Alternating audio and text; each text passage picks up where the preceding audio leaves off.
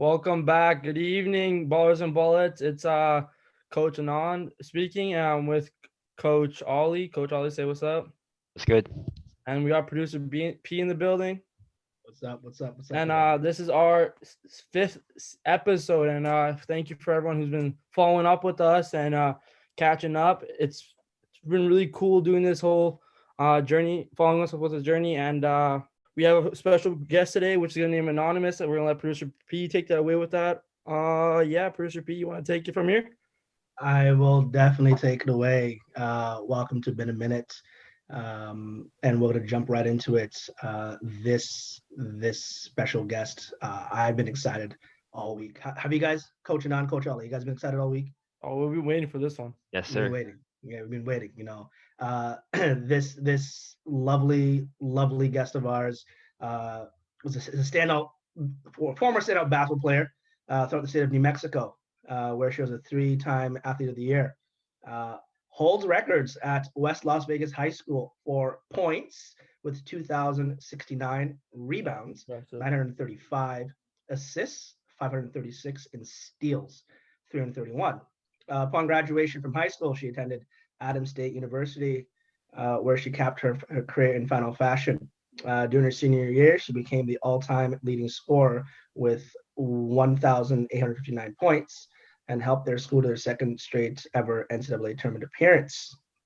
From there, she went on and played professionally over in Greece, where she averaged 11 points per game and 4 rebounds per game. Back into her high school career real quick there, she made the most threes in school history with 270. She's also a graduate with degrees in exercise science and sports psychology, and holds a master's degree in human performance.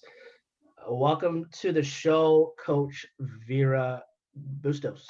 Hey, Coach, are you there? I am here. Thank you guys. Yes, excited to be here. Thank you for taking the time to be with us. And real quick, even I failed to even mention she's also a director with PGC Academy, so a very prestigious basketball program in around North America. Coach, thank you for being with us. Yep, excited to be here. Ready to tip this thing off as we are all basketball minds on here. This is awesome. Love it, love it. So I'll turn it over to the hosts, and they got you covered for the next little while. Take it away, gentlemen. Okay, Coach Vera, you have a really impressive track record. I just gotta say, so you can hoop, you could as we say, you can hoop, right? But you're also very educated, which is also really important to a lot of young students and nowadays young student athletes that believe, oh, I'm just gonna do basketball and ignore my studies. You're the true definition of a true hooper. You're smart, you've accomplished a lot, and you have a lot of academic achievements, but you also been like breaking records on the court. So like, how do you balance those? I just want to know, just always been a question of mine as a student athlete. Like, it's tough balancing school and basketball together. So how did you do that? That's a great question. And that's actually something that I struggled with once I made the transition from high school to college. And it's definitely not easy. But one thing that I found is I had to be even more disciplined than anything I was ever used to. And that discipline, not only I was just used to that discipline really on the basketball court, but once I got to college, it was so much more than I was used to. I was having to do film sessions. I had strength and conditioning. I had individual skill plus team practice. And then, by the way, we have study hall and I have to go to extra tutoring because, hey, I'm not that great at math. So I really had to buckle down and really put my head down and focus on what I wanted, because I know I'm a high achiever and I know that it's not good enough for me to just get by, whether that's in school or on the court. And so just the personality and competitiveness that I have inside, I always held myself to a higher standard. And it's something that I call standard over failing. And it's something I actually talk to with my clients as well. But I set that standard for myself early on in my career, whether that's school, whether that was basketball. And regardless of what feeling I had in that moment, my standard was always more important. If I'm feeling lazy, nope, standard's more important. Yeah. So whatever that feeling was, that's how I overcame it. Amazing. And there's obviously some sacrifices you have to make. Like, you have to cut out the partying and hanging out with the friends and stuff, right? Absolutely. There was really, I didn't, and most of my friends will tell you, I never really had a party stage in college. I was always very, Motivated. yes. I mean, it was to the point where sometimes in high school, my friends used to make fun of me because I was always No. on the court and never Yeah. wanting to leave. But I think that's really what it takes. And when you have a goal for yourself and you really run with that standard, that's what it takes. Yeah, it's easier said than done, but that you did it. So that's pretty inspirational. I know in university and high school you're surrounded by your friends partying, so it takes a lot of self strength and inner strength to like just stay where you are and be focused. Um we're gonna start with the rapid fire questions. People who we know your basketball side, we know your academic side, but we don't really know you as a person fully yet. And for our viewers listening, I'm sure they're really interested in hearing the answers to these questions. So, Coach Vera, where are you from, and or where did you grow up? I am from Las Vegas, New Mexico. I'll throw that in there. Everybody's hears Las Vegas and thinks it's Nevada. Yeah. But Las Vegas, New Mexico is the original Las Vegas. It's a small city in northern New Mexico. And I was born and raised there. Born and raised. And how long did you stay there? Like, when did you move out, or have you Yeah, been I there? left. I was born there and I left when I was 17 years old. And that's when I went to Adams State University. I went when I was still 17 and Wow. turned 18 there in June, the end of June, but I was already there for summer. They called it Hell Week. So yeah, we definitely had a Hell Week, and that was at the beginning of June. So I moved out of the house while I was still 17. Wow, that takes some. You have to be tough to do that. I'm still at my house and I'm 19. So Well, I have to tell you though that I really wasn't that tough at the time. For the first month that I moved to college, I tell people this too. And one thing with me, guys, like I love sharing all the vulnerable things. I think that's what really drives us and connects us as human. And very true. and I share with everybody that the first month alone, I called home crying every single night, literally in tears. This is too hard. I can't do this. Who was I kidding? And I used to call my parents crying until one night my dad finally got on the phone and he said, "Listen, you're staying there. Stop calling home. You're staying." And he hung up the phone. And I was like, oh, dang. Okay. I guess I'm staying. That's gotta love dads. That's dads always do. Put this Tough foot love. down. So you already mentioned your school, but what did you take at when you were going to university? Yeah, so at Adams State, I actually double majored in exercise science and sports psychology. I started off with exercise science and then I just became enthralled with sports psychology. One of the coaches there actually got me into it. And I just became so intrigued with the little nuances of how that could take my game to the next level. And I was the type where I wanted every little edge that I could get, even if it was going to be just 1%. I wanted that and I craved that. And so I went into sports psychology to get that extra edge over my opponents and just to kind of challenge myself as well. You know what that reminds me of? Mamba mentality. Oh, absolutely. That sounds Kobe, I love it. Yes, Kobe would say right there. Try to get that extra 1% over anyone else. absolutely. Yeah. What's your opinion on Mamba mentality? Do you ever I'm sure you obviously incorporate it into your everyday lifestyle, right? Yes, Kobe is my guy. I grew up idolizing Kobe. Grew Kobe. up a Laker fan. Yeah. I loved Kobe. I still do, and I still talk about him a lot in my curriculum with everything that I talk with my athletes, and I believe that he is one of those athletes who really took the mental game to the next level. Respect to Kobe. How long have you been playing basketball for, and where did you play? And you played pro, right? Yes, I did. Geez, I try to think back to how long I've been playing. I mean, can I say since I was walking, I was Yeah. dribbling the basketball? Yes, I come from a very athletic family and I was in the gym since as far as I can remember. So I really do think that I've been dribbling a basketball since I started walking. And I started playing organized basketball when I was really young. I think first, second grade, you have those little organized leagues and stuff. Like we said, I played at Adams State University, have all the records there, scoring. And you said high school. Yeah, that was Adams State too. So I held every single record there. And I played pro in Greece, Thessaloniki, Greece. How was Greece? Amazing. It really was a dream come true and was one of those in hindsight, just was amazing. And we'll get to that at some point, I'm sure, but Yeah, I document a lot of it, as we will get to. must have been a big culture shock.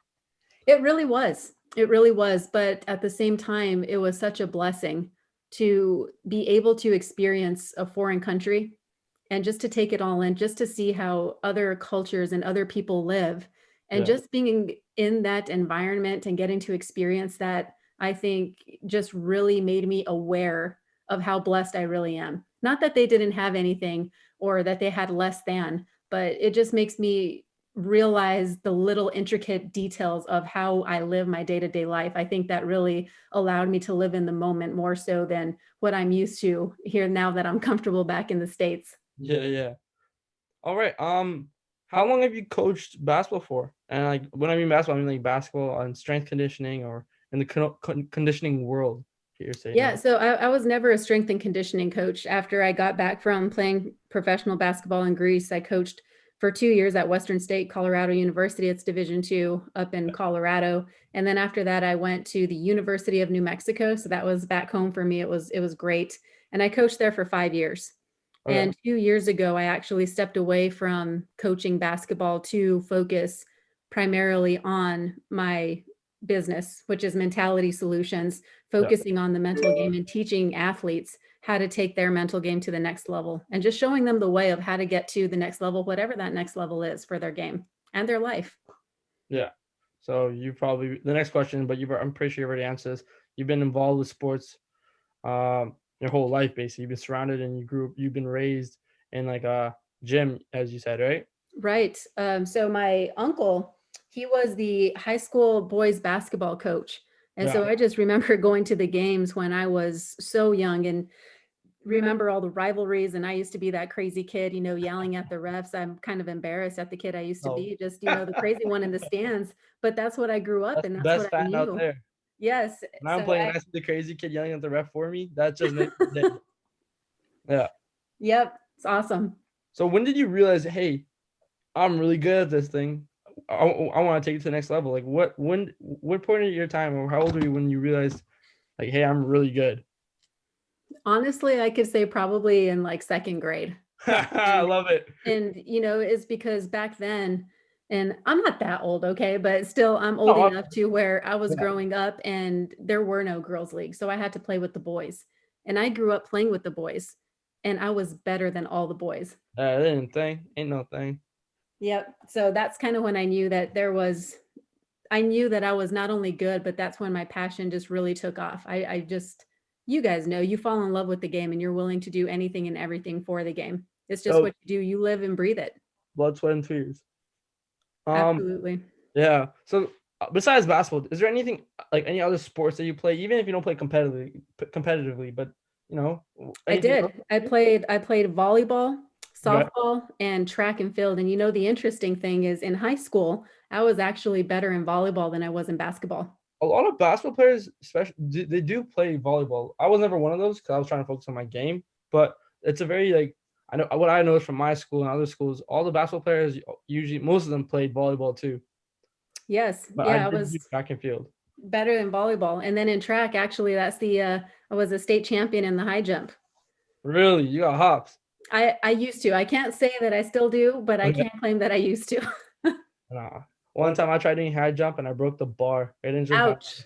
Yeah, it was That not sounds fun. painful. All right, last question from me. What's your favorite food and why? Seafood. Seafood. And absolutely, I think it really changed. I love New Mexican food. I love the New Mexican cuisine. It's different than Mexican. So if you haven't been to New Mexico, you probably have no idea what I'm talking about. But when I moved and I lived in Greece, seafood just was it. Talk And about like I love seafood now. I love my crab legs. I love my shrimp. Don't make me pick just one. I'll get mad. It's all I won't make you seafood. pick this one. That's awesome. Yeah, seafood's a big popular one, and especially in Vancouver. Seafood is like very it's the most easiest convenient place to just say, hey, let's go grab some sushi. Yep, I love it. Well, thank you for answering my questions. Really appreciated your time. I'm glad to hear a little bit about you. Coach Oli's going to take it away from you now. So he has a couple of questions of his own. But like I said again, thank you very much, Coach Vera. Much appreciated. Absolutely. Let's go, Ollie. All right. So, Coach, what's one thing that not too many people know about you? I am named after my maternal grandmother. So my maternal grandmother, her name is Vera Jo. And so not many people know that. And around the family, my nickname is actually Jody. Oh, oh, Yeah, right. Yeah, nobody knows that. now some people know. That's a curveball, right? You guys weren't even expecting I that. did not expect that at all. There we go. That's the best one so far, right? Yeah. So, have you traveled much? So besides like traveling to Greece to play pro, have you traveled any otherwhere? I have. And, you know, basketball has been the vehicle that's taken me everywhere that I've been. Um, with PGC basketball, I've traveled all around the United States doing camps and such, doing those sessions. I went to Hawaii my senior year of college. I've also been to Italy and France with foreign trips with the University of New Mexico and Mexico as well. I've been to Mexico as well. What's been your favorite trip so far out of those like trips you just mentioned, and why? Out of those trips, though, I can't claim Greece. Greece is always going to stand out. I think I'm just a little bit biased, but Of course. yeah, I still have to pick Greece. If you were stranded on a deserted island, what are the three things that you would hope you could have with you? Ooh, we talking survival? Yeah, survival We and talking survival entertainment. mode? Okay, so if we're survival mode, I feel like it's got to be something to start a fire because I don't know if I'd be good with sticks and twigs and straw. So I need a Yeah. lighter and I would need some fresh water and I need an axe or something to defend myself and, you know, chop down some trees and try to be Smart. useful. So we'll go with that. Yeah, all right, sure. Sweet tooth or savory? Oh, savory all the way. You know, I don't really have a sweet tooth. And it's one of those things as an athlete where I was very conscious of my diet. It's one thing I haven't drank a soda in, I don't know, 15, 16 years or so. I lost track. I don't really eat sweets too much. I just don't really have a sweet tooth anymore just because I never really ate too much sweets when I was an athlete. That sounds really inspirational because I find it really hard because I've been drinking a little soda, a little bit too much soda as like a kid, and now it's kind of hard to get off of like soda, and sugar is an addiction, It and really is. not many people know about it, but it's like it's everywhere. It's in a lot of food. You And you gotta know, the watch your crazy diet. thing is with that too, and I will say I gave up soda when I was in high school and it was a tremendous impact I found in my body. I used to get cramps, you know, the side cramps that you get when you're running wind Yeah, sprints and stuff. yeah. Those just stopped when I stopped drinking soda. And the other thing too that I noticed that now I'm a little sensitive to sugar. I'm not diabetic or anything like that, but I'm just a little sensitive to sugar because I don't eat it that much. But Gatorade is also just horrible. It's Yeah, just it's so much lots of sugar sugar. as well. Yeah, you got to be careful with that. It also helps with like not only the body but the mind as well. So like healthy body, healthy mind. 100%. Yeah. Absolutely. Coach, what's your all-time favorite basketball moment or coaching moment that you experienced before? Yeah, that would be my senior year college basketball. We were playing against the number one seeded team in the region. We were the underdogs. And this was a team that was recruiting me out of high school. And this was a team in our conference. And this was also a team that I had never beaten. I believe at that point in time, I was 0-8 against them in my college career. Oh wow. And in the first half alone, it's one of the, okay, you lose, you're done. My college career is over. In the first half, we are down by double digits. I want to say 12 points or so. And I have 2 points at half. Coach goes into the locker room, ignores everybody else, just beelines right to me, grabs me by my jersey, shakes me a little bit. I honestly don't remember what he said, but it was just challenging. He just challenged me for a good 30 seconds and then walked right out. Didn't say a thing to anybody else, but that, you know, lit a fire under my butt. And in the second half, I went out and I finished the game with 32 points and we ended up winning in overtime. So that is my Crazy. absolute favorite basketball moment. Mama mentality. That moment kind of reminds me of Jason Tatum when he was at Duke. He had like same as you. He had barely any points in the first half, and then Mike Krzyzewski just kind of riled him up, like just yelled only at him, and then he dropped like 30 something points as well later Yep. on in the next game. It was crazy. Yeah, sometimes you just kind of need that fire under you, get you going. I guess that's what I needed in that moment. Of course. Do you have a favorite NBA team? The Lakers. I grew up a Kobe fan, and I love now that LeBron is there. But I do have to say, growing up, I used to be a diehard when Kobe played. Once Kobe retired, I'm not as diehard anymore, but I still claim the Lakers. Favorite NCAA team? I think I might know this one. Oh yeah, let me hear you take a guess first. At Adams State. Yep, you gotta claim your alma mater. Of course. But I do enjoy watching Duke. I just love Coach K's culture, and I think he just always produces so many awesome players. Jason Tatum was, of course, one of my favorites, and I also used to love watching JJ Redick. He was the guy that I watched when I was in high school as a shooter. He was number 4, just like I was.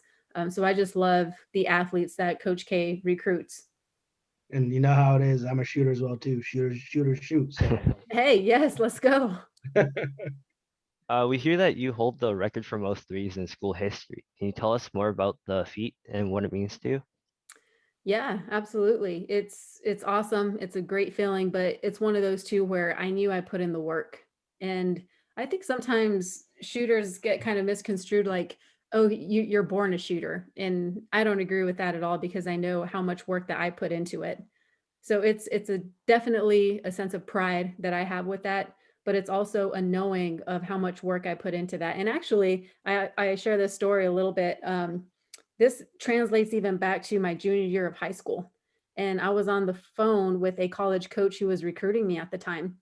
And she just asked me, and this was after I got back from a AAU tournament. She had just finished watching me play after the small talk and everything. And she just said, hey, VJ, about how many shots would you say you got up this week? I was like, oh, I don't know, coach, like maybe. And she just cut me off immediately. She's like, if you don't know the answer to that, I'm not so sure you're ready for this level. I'm not so sure you're a good fit for our team. Because if you want to play at this level, you need to be different. And in order to be different, you need to train different. And based on what you told me, it doesn't sound like you're training any different than the other thousands of athletes who are competing for this exact same scholarship. So once you know the answer to that, feel free to call me back. And she hung up. A Division I coach hung up the phone on me. Yeah. I was pissed, right? But in hindsight, I'm so glad she did, because you best believe that from that point forward, I always had a plan in place. I always tracked my shots, and you better believe that nobody put in more work than me. That embarrassed me, and that, again, lit a fire under my butt. It's the countless hours that no one sees, like behind the the unseen scenes. hours. Yes, the unseen hours. Of course. What's your favorite type of music and why? I would say, I don't know, maybe pop. Pop? Yeah, it's just kind of all over the place. Just not like the techno stuff. I'll listen to some country, some hip hop. Just kind of depends on my mood, I guess. I feel that. I'm kind of the same as well. I listen to all sorts of genre music. Yeah. Just put it on shuffle. Spotify shuffle. There you go. Yeah. What's your all-time favorite basketball movie, if you have one? Love and Basketball. Amen. I don't think I've seen that. What? Yeah. Oh my goodness. You need to go watch it this evening. Like, just go rent it on Prime. So those are all the questions I have for you. Thank you for answering them. Absolutely. All right. Coach, that was amazing. We just have the second half segment here. We're going to get into the nitty gritty about mental performance and your passion for it. So we're just going to go to a quick commercial break. This has been a minute. We'll be right back.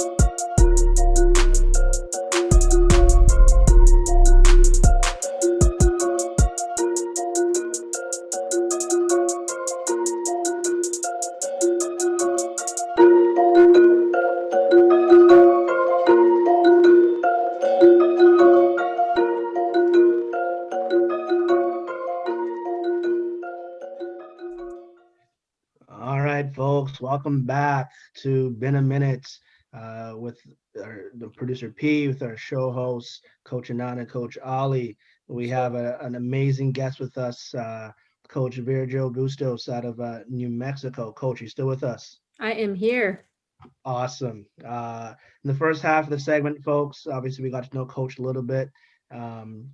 I will echo what you said. I know these young guys don't know about love and basketball, so definitely, Coach Oli, you got some homework, and if you don't do it, you're fired. Volunteering. I'm sure Coach Anand doesn't know it too. No, you're both fired. What do you mean? So, Coach, real quick, we want to get into again the nitty gritty of about your passion. As a coach myself, and as your coach, we always talk to our athletes and players about mental toughness, adversity, being mentally prepared, focused, and everything like that. To you, what exactly is mental performance? Yeah, it's a great question, and that's one that I get often. And before I can answer that, really, let me just backtrack a little bit. And I believe for when we're talking about athletes and when we're talking about the elite athlete, I believe that there's 3 gears that distinguishes the good from the great and the great from the elite. And those 3 gears, the 2 that we're most common with, the first gear is strength and conditioning, because we all know if we're out of shape, we don't stand a chance, right? You're out of shape, your mind is going to give up 100% of the time, most of the time, until we define that later on. But strength and conditioning is number 1. The second one is your skill set. And if you think about basketball players, those 2 gears are the ones that we're always working on, strength and conditioning and our skill. The third gear, and the gear that's not really worked on, is the mental gear. And I believe that mental gear and mental performance, if I'm going to go into identify it a little bit, the best way I can describe it is by first finding your confidence. And this is something that I really dive into and work with my clientele, finding and believing in yourself. It's not always easy. And I believe confidence boils down to 2 sources. The first source is practice and preparation. Just think Kobe, right? He was very humble in his preparation. He practiced as if there was everybody in the gym that was better than him. But he also was arrogant about it in a way as well, where he knew like there is nobody that's going to outwork me. Absolutely, and sometimes I think we're not very humble with that, right? Like, I know that I'm good, I don't need to put in the practice. Like if we're talking about Kobe Mamba mentality, you know that you got to put in the time, you know you got to put in the practice. And when you do that, you have a sense of confidence within yourself because you know that you did it, you put in the work. And so we all kind of know that. You hear that, yeah, okay, I get that. The second source of confidence, and I'll share a quick story before I tie this in. When I was playing overseas in Greece, it was my very first practice there. And we've already talked about my accolades and successes and stuff like that. So, I was an okay baller, right? This is my first professional practice. And in the corner of the gym were 3 very important people. It was the general manager, the manager, and the president of the club. Those 3 people alone were going to determine whether I stayed and had a season or whether they sent me home that next day. So you could imagine the nerves, the adrenaline, the thoughts that were going through my mind. We start off practice, first 5 minutes, we start off with the layup drill. I'm a professional basketball player. I should be able to make a layup in my sleep, right? Well, we start off and I missed 3 layups in a row. Oh. I call them gremlins. Gremlins are those negative thoughts, that those learned lies that we say to ourselves were horrible. And in that moment, I knew that there's not only confidence, because I knew I put in the work. I knew I put in the time. I knew I spent countless unseen hours working on my game. But in that moment, my mindset, my mentality, and my self-talk sucked. So I sucked. So the second place that confidence comes from is that mindset, mentality, and self-talk. And then once we get a little bit that going into, again, the definition of mental performance, I believe in giving my clients truth over harmony. And I push the limits and break them out of their dead zone. I call it the dead zone. I don't believe in the comfort zone. Comfort zone sounds nice, but to me, it's the dead zone because nothing good ever comes from there. Nothing good ever grows out of that. And we identify what I call gales, gremlins, ants, imposter syndrome, limiting beliefs, and self-perceived weaknesses. And those ants, they're stressors and assumptions and stuff like that. But when you think about it, these 5 components are often the barriers holding us back from attaining our peak performance level. And then from there, we focus on a technique I call anchoring. We focus on breathing. We focus on visualization, peaking under pressure, letting go of mistakes, and of course, getting into the zone. So a little long-winded, but that is my definition of mental performance. That is that is impressive. And I liked how you used the dead zone there, because you are right. We call it the comfort zone. It feels nice, it feels cozy, and it's like, oh, I want to stay here for forever. And I love what you had to say about mental performance. Coach, is mental performance sport specific, or are there underlying themes that can be used across all sports? That's a great question, Coach. And I believe mental training is mostly taught within sport, but it's a skill that correlates throughout your personal and working life. If you think about it, you don't really have to be an athlete to tap into the many ways that mentality training can help you. I've worked with so many athletes, but I've also worked with surgeons, realtors, salespeople, and business leaders, and even managers across the board. And so I think sport is a great parallel to life, but there's so many applicable things and lessons and strategies and techniques that we can learn from this that transcends to not only sport, but also the rest of your life. So yeah, I would say that it's across the board, 100% correlates to everybody, not just athletes, and across all sports too, not just basketball or football or whatever it is. That's awesome. And for those that are on our audience and our listeners, we're joined again by Coach Vera Jo Bustos from New Mexico. The topic for episode 5 today is the importance of mental performance in sport. And Coach, we thank you for answering the questions that I had. But I hear that we hear that you wrote a book, and we'd love to delve into that. So I know that Coach Anand was really excited for this, so he'd want to take the mantle on this. So Coach Anand, take it away. Oh, hey, Coach Vera, Anand speaking again. So yeah, your book that was published in July, I believe, right? Yes, it was. A Mindful Journey, an adventure and discovery and transformation. It says that the NBA assistant coach of the Charlotte Hornets, Ronald Norred, he had he really enjoyed it. He did. I've met Ronald, I don't know, about 4 or 5 years ago or so. I mean, just an amazing guy. So great. And he actually agreed to, all the readers on there, they all agreed to read it beforehand. They, have to do the review and everything like that. So they were my beta readers, I guess you could call them. But yeah, he really dove into it and loved everything about it. So I 100% am excited to hear what you guys think about the book once you dive into it as well. Well, I'm definitely going to be ordering that, because sure. of all the good, it's got 5 out of 5 good reads, 5 out of 5 from Barnes and Nobles. The NBA assistant coaches are praising it. How did that feel, by the way, when the NBA assistant coach gave you the good props? Like, how did that feel for you? Again, and I think it kind of ties back to knowing that I did the work.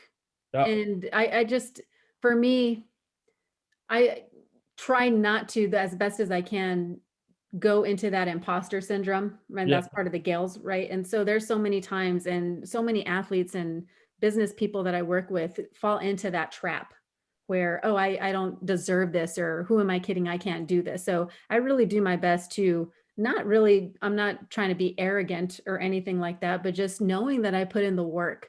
The book from start to finish, granted, I started it while I was at New Mexico. And so you can imagine I didn't really have a lot of time to do that, but it was 5 years on and off, and just so much time into it. And I can't even tell you how many times I proofread the book. And if you find a mistake, please don't tell me, because after like the 26th time of proofreading, it kind of just all starts to blend together.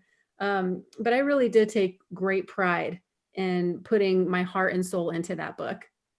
Wow. Well, for the people who haven't really read this book yet, we were wondering if you could give a quick synopsis of the book and why you wrote it. Absolutely. What made you want to write a book? Well, I never intended to write a book. So the book is about my experiences playing professional basketball in Greece. And while I was out there, I kept a blog.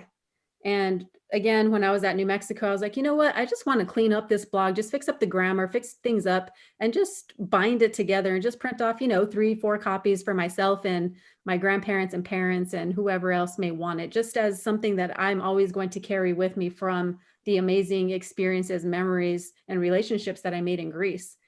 And I sent that to my high school AP teacher who's retired, and she's all at this point in time, I think like a 8-time published author or something like that.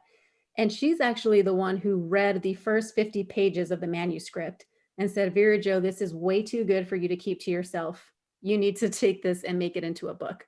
And so I Yeah. had no desire to do it, but her speaking that light into me gave me the confidence to move forward with that dream. And so it was at that point in time where the spark really ignited. And that's when I started going full force. And also understanding as well, when I was growing up, I feel like most of the athletes that I looked up to, it all just seemed like they were so far outside of myself. And what I mean by that is I just never saw them do any wrong. Or, it's like Kobe Bryant, he never has any gremlins. He never has any self-doubts. He never has any vulnerabilities or all of these emotions that I feel. And I felt all of those. And Yeah. I wanted to be very vulnerable, and to the point where, hey, I was human. These are the challenges. These are the struggles. These are the gremlins. These are the self-doubts. These are the limitations, the weaknesses, all of those things that I was feeling and that I went through. Oh, and by the way, I only won 2 games while I was out there, but it was an amazing experience. And it was probably the biggest year of growth of my entire life. And so I tie all of those experiences and lessons into the book. And I also weave mental training within the pages as well. Awesome. Because I know when I played in high school, and everyone, all of us, we always had we always have to be like tough. We can't show our fear, especially if you lost a game. Don't cry about it. You're gonna be doing lines the next day, and you know what I mean. Like, but obviously you feel some type of way when you let your team down, or if you put all the weight on or the guilt onto your shoulders, right? And especially after a loss. So this is awesome. Like, I feel like this will really help a lot of players relate and don't feel alone. Like, oh, I'm the only one who's feeling soft right now. You don't want to be soft. That's what I was when I was playing basketball. But yeah. And beyond that too, I think it's also where, okay, coaches tell you like, stop being soft. Well, what does that even mean? Like, do I even know what that means? What does it mean to stop being soft? It was And so almost like that's where I tried to kind mentality. of go into that with the book, is teaching, okay, I felt this way. This is how we overcome it. Yeah. That's awesome. I wish you had published this book a couple years ago so I could have deal with these problems too. But no, I'll be definitely looking forward to reading this. I look forward to hearing your review, guys. I really do. Be getting my feedback, but I show you is probably gonna be really good. I look forward to it. Yeah. Well, Producer P, anything else you need to touch on? Yeah, this is a question that came to me because you mentioned it a few times, and Coach, my background is in medicine, and prior to that, I did a master's in clinical psychology. So I'm always curious to pick someone like yourself, pick your brain. And my question before we let you go, actually, there's 2 questions. Question number 1 is, I'm sure you've heard of Brene Brown, and she speaks on various topics about shame and vulnerability. Would you just, I know this is not something that we prompted, but would you recommend that student athletes watch that? 100%. I love Brene Brown's work. I've read most of her books. There's still a couple that are on my bookshelf that I need to read. I'm such a book nerd. I have 14 books checked out from the library right now. And I think there's 80 still that I want to check out. But her work is so transformational. And it's one of those 2 where, again, I wish that was out earlier, where when I was growing up, like, it's okay to be feeling this way. And as a young athlete, I really beat myself up over losses. And I think most high performers and a lot of competitors, we tend to put losses on our shoulders, right? We tend to take all the blame. But I was that young athlete who let a loss ride with me for upwards of a week. And understanding, like, it's okay to be upset. It's okay to be frustrated. It's okay to be pissed, as long as we use that turmoil in a positive light. And it's okay to be vulnerable. It's okay to open up. Sometimes I feel like it's just a negative thing that we have within ourselves. Oh, you can't do that. You're soft, right? We're getting back to that softness. But I believe too, if you keep it within yourself, that's when crap just starts to boil up and then you start to explode. So whoever it is that you have, just have that one person to talk about, what are those stressors in your life? What are the gales? What are those things that are holding you back? Because if you don't talk them through, you're never going to be able to overcome them. And the first step to overcome those gremlins, like I tell my clients and actually share a video. You guys have probably seen it. It went viral a couple of years ago, but it's with a guy and he's blindfolded and he has headphones on and he's sticking his hand into a glass case and he has no idea what's in there. And we can see what it is. It's a teddy bear. But the guy is freaking out because he has no idea what it is. And he, grazes the teddy bear with his hand and he pulls it out like, oh my God, what is that? Why is it moving? Why is it slimy? Is it a snake? Please don't tell me it's a snake. And we can clearly see it's a teddy bear, right? And you think Right. like, there's no way this thing is slimy. There's no way this thing is sticky. Like it's furry. But that's how the mind works. And that's what happens to us when we don't talk things out, when we fail to identify what our gremlins are. That's how we react to those things. And we make a problem that goes from a pebble to a huge mountain that we feel like we can never cross or overcome. Yeah, no doubt. That's the thing that we got to cross first. For sure. And I mean, two real quick points there. One of the things, and Coach Oli and Coach Anand, before they became coaches, they played for me. And I think they could attest, gentlemen, you could say yay or nay, that I would always tell them after games, even especially after a loss, but even in a win, is, hey, feel it. Feel that loss. Yeah. Right? Sure. Feel it. And then let's regroup and get ready for the next game or for next practice or whatever it is. And with my men's team at the university level, we use a mnemonic of own, and we say, okay, what next? Yep. Right. And again, it's the whole feel it, be disappointed, but okay, what next? Right. Absolutely. And I use NBA, next best action. Next best action. Yeah, I've heard that one. That's that's also a good one for the youth and even parents who are listening to this. We encourage you to use these practices with your own student athletes and athletes alike. Coach, last question, I promise. If there was one or two things you can say to, again, youth or grassroots level players listening to this, or even to parents of student athletes at the grassroots level, at the youth level, what would that be? Don't let anybody tell you who you're not.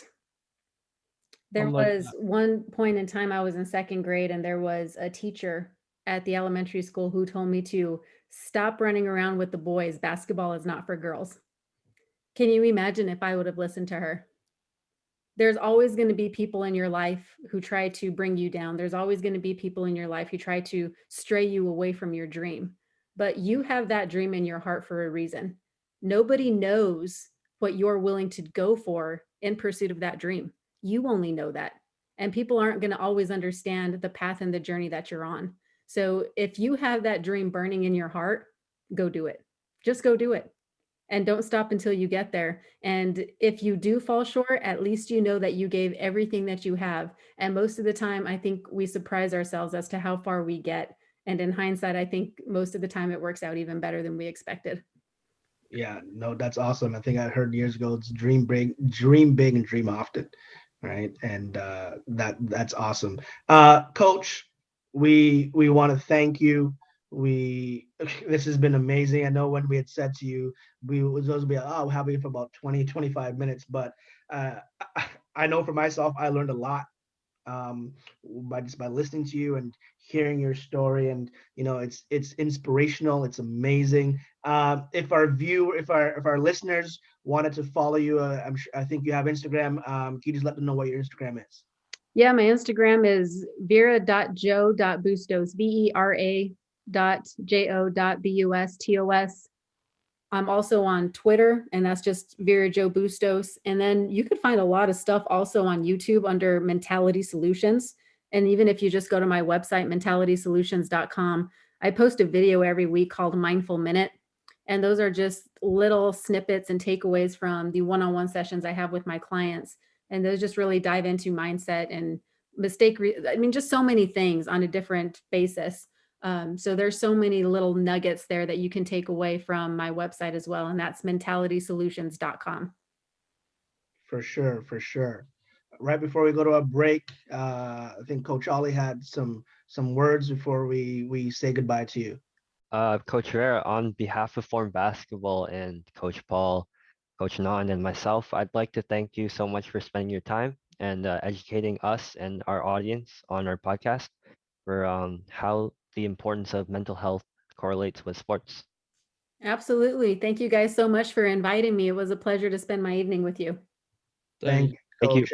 We will hopefully have you in season 2 or 3 down the road. I love it. Let's do it. Count me in. Perfect. Thank you. All right, guys. Folks, we're going to go to a commercial break. We'll be right back.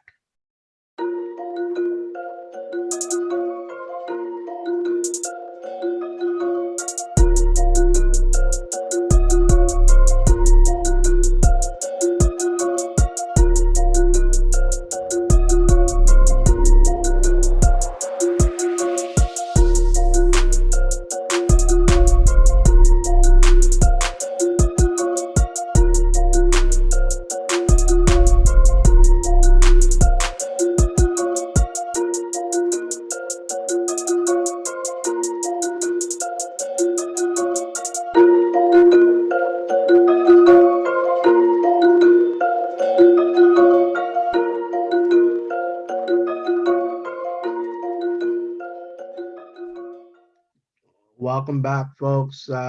We just said goodbye to Coach Vera Jo Bustos out of New Mexico. Accolades upon accolades.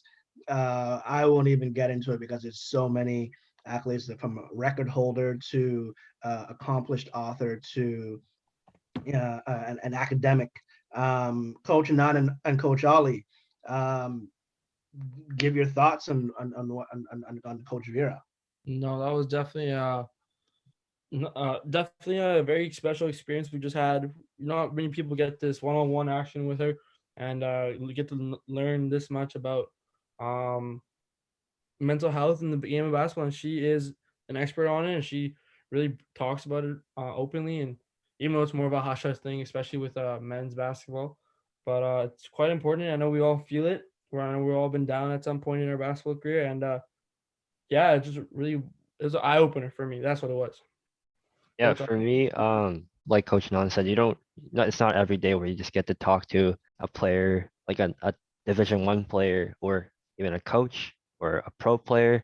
Like she has so many accolades, and she shared her experience with us, and she inspired me with her words that she touched on with everything, like even just like the sugar thing. Like she's inspiring me to stop consuming sugar. Yeah, you'll be healthier. Keep you just finished working out right before she hopped on the podcast with us. Like, I don't know, very motivational. Good. Coach Anand, before we get into the remaining part of the show, you mentioned something earlier in that usually when it comes to mental health and mental performance, and you mentioned earlier about not being soft, not crying. Why do you think? I know I'm putting you on the spot. Why do you think it's hush hush in the world of sports and basketball to not talk about your feelings and be vulnerable, like Coach Vera said? Well, mainly I think, especially with the guys, it's an old school way of playing basketball. And I know, even though I say old school, it's still being used. That mentality is still being used today. Like, I'm not gonna name drop, but I've had a lot of coaches. It's not you, Coach Ball, but I've had a lot of coaches in my basketball career, and most of them have always been like, it's all tough love. Like, my coaches would yell at a ref for me. They'll fight for me on my behalf. So it's not like they don't love us or they don't respect us or they don't treat us right. It's just the fact, like, when we lose, don't think about it. Learn what you did from your mistakes. Keep going. It's all tough love. Don't be soft. Don't show your emotions on the court. And when I say don't show your emotions, don't be angry on the court. Don't be sad on the court. Don't be frustrated. And from their perspective, I understand that they don't want you losing focus. Like, if I get frustrated on the court, my coaches would always tell me, "Hey, calm down. Play your game. Don't worry about what the other players are saying to you. Like, you know what I mean? Because they're just trying to get in your head." It's more like that, what I'm trying to say. Don't let those emotions take over your thing. But what I'm talking about, if you lose a game and you get sad and you start crying, I've seen teammates cry off if they lost a game. So last season, right, they take it very seriously. And it's just, you don't really do that in the locker room, even though it's normal. It's completely normal. If you're sad, you're sad. It's completely okay. It means you really wanted that win. But I don't know why coaches do that, but I just think it's an old school thing. And that's how I was trained my all 5 years of basketball in high school. So For sure. I mean, and for me, I'll share a personal story. Not too many people know this story. So I'm from Ontario. You know, you guys know that. I grew up in Ontario. And I played high school basketball and I played a bit of university ball, and then I also ran track. But this story is about high school. And in high school, my high school coach was also my provincial coach. One of the years, I think I was in grade 11. He was my grade 10 coach, and then he was my provincial coach in grade 11. Or was that in grade 12? But the point is, in grade 12, because back in Ontario, we used to have 5 years of high school. We started in grade 9. So I actually graduated high school early. I finished a year early and went to university after grade 12. And then my peers went back for their 5th year, which is called your OAC, or it stands for Ontario Academic Credit. You needed 6 of those to get to university. Now, it's my high school basketball. We're in the quarterfinals and we lose. And guys, I was choked because I knew that I was never going to step on the high school court ever again.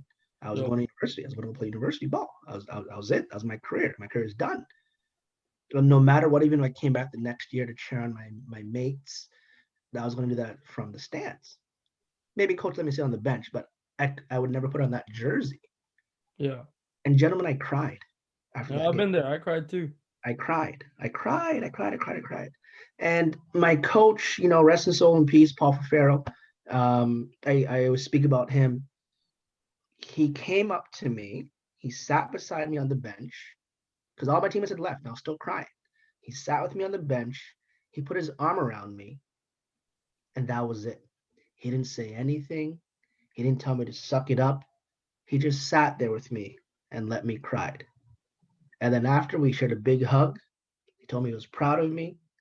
And I'm choking up because like that to me was the career, the game, the love of the game. But that moment that I spent with coach, I would cherish that for a lifetime. Yeah. I would cherish for a lifetime. And so the message, you know, is what Coach Vera had said, and you know what Coach Anand just shared. The message to young athletes listening to this, to whoever's listening to this, it is centers around vulnerability. It centers around, you know, showing weakness. That's okay. That's actually a sign of strength. Asking for help is a sign of strength. And you know, as Coach Vera said before she left, is don't let anybody ever tell you that you can't. I like that a lot. Don't let everyone tell you that you can't. And as I said, dream big and dream often. So, I mean, that's a little bit of an emotional part of our show. Gentlemen, we're going to finish out here, but we touched on the last several weeks, quad A, triple A, double A last week. And Coach Oli this week, we're speaking on single A. Specialty. Who you got, Coach Oli? I've got to say, my own school was pretty good this year. Sadly, they can't play. And you talk We about St. John's, right? Yeah, St. John's Eagles from Vancouver. This year we should have made it to provincials, but there was no provincials, no season. And next year, hopefully, I think we'd be ranked in the top 8, I'd say, of the top 10. And some other really strong programs out there in the province at the single A level are High Road Academy Knights. They're always at provincials, I'm pretty sure. And Credo Christian from Langley, and Fernie Falcons. I think they were ranked number 6. They were seeded number 6 going into the provincial tournament, but they ended up beating like the number 3 team or some. I think they beat the Barrier Cougars, and they were the underdog, and that's why they're ranked. They're power ranked number 1, and yeah, those are some of my picks for the single A level. No doubt. So if we translate, or so we transition from obviously local hoops here in BC, and you know, I do hope that there is a season for the high school athletes next year. I think them missing out this year, I'm going to say it sucked for them, and especially for those in grade 12 who don't have that last year of high school, and you know, to have that experience, you know, it truly makes me feel sorry for them. But you know, as we know, it's now March. And March Madness, baby. March Madness is Yep. is coming, gentlemen. Let's talk some hoops. Let's talk some March Madness. Coach Anand, who you got? Gonzaga. I got Gonzaga. Gonzaga Bulldogs. Yep, I'm a Bulldog myself. It just their logos are the exact same as mine. It's Gonzaga Bulldogs. All right, Coach Oli, who do you got? I have to say Gonzaga as well. I mean, Baylor favorite. lost the other day, and Yeah. Michigan as well. So that's showing something that maybe like, and there's Gonzaga is still undefeated, so it's showing that they're top of the top right now. Yeah, but the question I have, because like March Madness is Anything single can happen. elimination. You Yeah, win, I you know. go on, you lose, you go home. Right. You think they got in the high pressure situation where, okay, maybe they're the first round game, they don't have that difficult of an opponent, but as you get now to the Sweet 16, the Elite Eight, the Final Four, the championship, do you think they got what it takes to win those pressure I think, cookers? yeah, I think because like the most of the teams that win NCAA March Madness tournament, the whole thing, there are teams that don't have many that don't play like as much of their freshmen as they want to. Veteran teams, Yeah, yeah. veteran teams. So like Gonzaga, for example, they only really play one or two like rookies, Jalen Suggs and I forgot the other player, but Jalen Suggs is doing a lot, and we'll see how he plays in the March Madness tournament. But the rest of the players on those teams are veteran players, and they've been through this tournament 2-3 years, or at least 1 year, and they have experience with well, there's no fans this year, but they have experience with the whole tournament with the pressure. Yeah, for sure. And hopefully, it doesn't become a Lehigh situation. Was that 2014 when Lehigh it was 2013, one of the years when Lehigh upset Duke in the first round, and they were what were they? They were a 15 seed. And UMBC a couple years ago when they 16 seed. upset, right? They were a 16 Yeah. seed. So, hopefully we just didn't jinx Gonzaga. Best of luck to them. Shout out to Andrew Nemhard. He's a Canadian. He plays for Team Canada as well too. And shout out to all the Canucks that are playing for NCAA men's and women's teams. Good luck to you guys in your March Madness, your various March Madness C's, if we wanted to pluralize that. But good luck in your respective tournaments on the men's and women's side. We'll be cheering on for you. Gentlemen, you each got a question each. 24 seconds. Coach Anand, we'll start with you. All right. At the high school level, right? All right. The grassroots level, how many guys and gals do you think on a team have what it takes to get to the next level? So scenarios, you have a team of 12. How many, so boys or girls, doesn't matter. How many do you think have what it takes to go next level? Anyone who puts the work in. Like, it doesn't matter. There's teams that no one goes to the next level. And then there's teams where, like, for example, your last team that you coached at Kids, you had what, 4 guys go to the next level?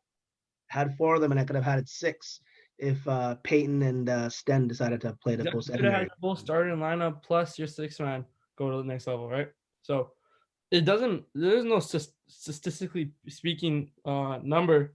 It's all about who puts in the work and who doesn't, who spends a day, who doesn't take any days off, and when they do have days off, they still put the work in, who watches film, who listens to what coaches says, who doesn't party, doesn't mess around, takes everything seriously. Also education wise, like Coach Vera said, it's all about discipline. And a lot of players, you could be a good player, but if you're not coachable, then you're not going to have what it takes to the next level. Like you're a coach at the next level.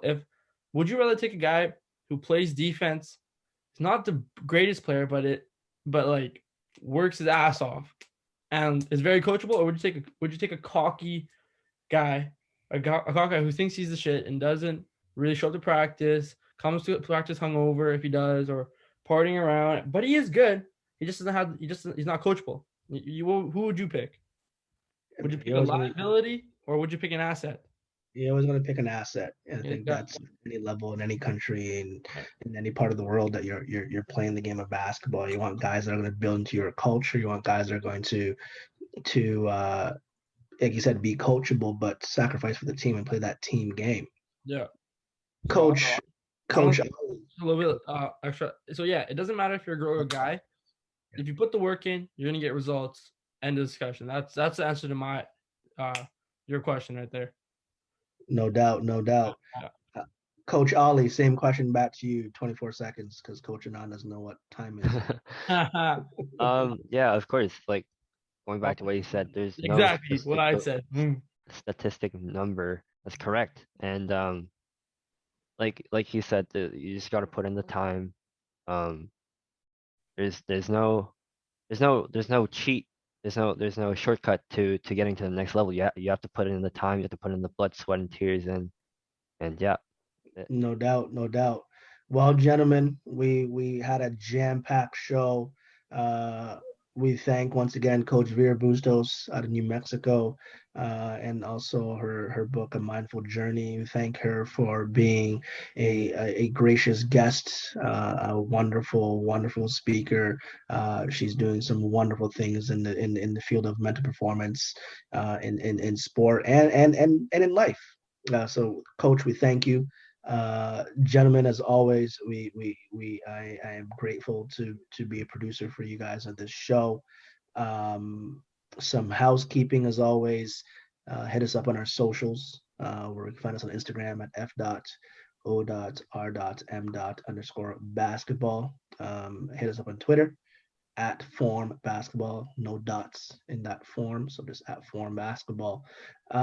Lastly, but surely, our tryouts for our teams, both on the girls and boys side, is next. When is it now, gentlemen? March 13th. So that's next Saturday. Register yourself. All players must register. If you just go to our website, www.formbasketball.com, and under teams, you just click travel team tryouts, and you register yourself there. The girls will be at 10 to 11:45. Grade 7 to 9 boys will be at noon to 1:45, and then the U17, U18 boys will go at 2 o'clock to 3:45. You have any questions, anything that, hit us up again on our socials. We'll be glad to answer them. But we hope to see all you guys out. Our COVID safety measures can also be found on our websites under program registration. Coach Oli, send us home. All right, guys, that's it for us for this week's episode. Hopefully, you guys learned something from Coach Vera. I know we did. Stay tuned for next week's episode and stay safe. And we're out. Peace. Peace.